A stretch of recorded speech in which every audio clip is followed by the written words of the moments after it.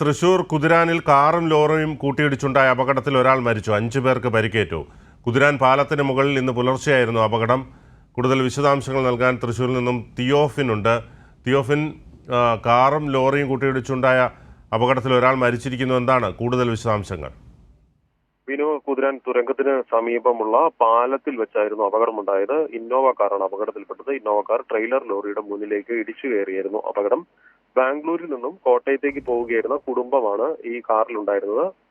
പുലർച്ചെ 3 മണിയോടെയായിരുന്നു അപകടം.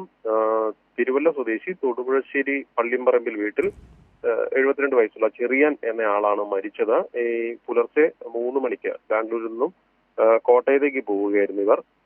2 സ്ത്രീകളും 4 പുരുഷന്മാരും അടക്കം 6 പേരാണ് കാറിലുണ്ടായിരുന്ന യാത്രക്കാർ. ജോൺ തോമസ് എന്ന ആളുടെ കുടുംബമാണ് അപകടത്തിൽപ്പെട്ടത്. ഇവരെ തൃശ്ശൂരിലെ 5 പേരുടെ പരിക്കേറ്റ 5 പേരുടെ നില ഗുരുതരമാണ്. ഇവരെ തൃശ്ശൂരിലെ വിവിധ ആശുപത്രികളിലുണ്ട്.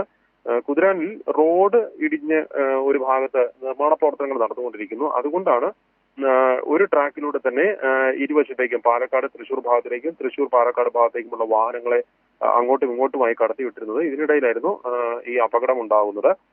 ഒരുപക്ഷെ ആ 3 മണി സമയമായതുകൊണ്ട് തന്നെ വാഹനം ഓടിച്ചിരുന്നയാൾ, കാർ ഓടിച്ചിരുന്നയാൾ ഉറങ്ങിപ്പോയതാകാം അപകടത്തിന് കാരണമെന്നാണ് പ്രാഥമിക നിഗമനം.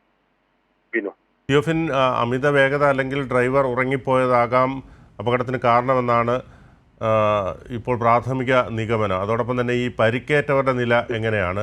അത് സംബന്ധിച്ചുള്ള വിശദാംശങ്ങൾ എന്തൊക്കെയാണ്? 5 പേർക്കാണ് പരിക്കേറ്റിട്ടുള്ളത്. പരിക്കേറ്റവരുടെ നില ഗുരുതരമായി തന്നെയാണ് തുടരുന്നത്. തൃശ്ശൂരിലെ വിവിധ ആശുപത്രികളിൽ ഇവർ ചികിത്സയിലാണ് 5 പേരും. വളരെ ബുദ്ധിമുട്ടിയാണ് ഈ ലോറിയുടെ മുൻഭാഗത്തു നിന്നും ഈ കാറിനെ നീക്കം ചെയ്തത്. പോലീസ് എത്തി, അതായത് ഏറെ ബുദ്ധിമുട്ടി. ലോറിയുടെ മുന്നിലേക്ക്, ട്രെയിലർ ലോറിയുടെ മുൻഭാഗത്തേക്ക് ഇടിച്ചു കയറിയതായിരുന്നു വാഹനം.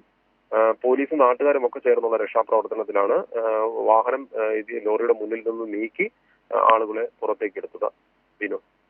ശരി.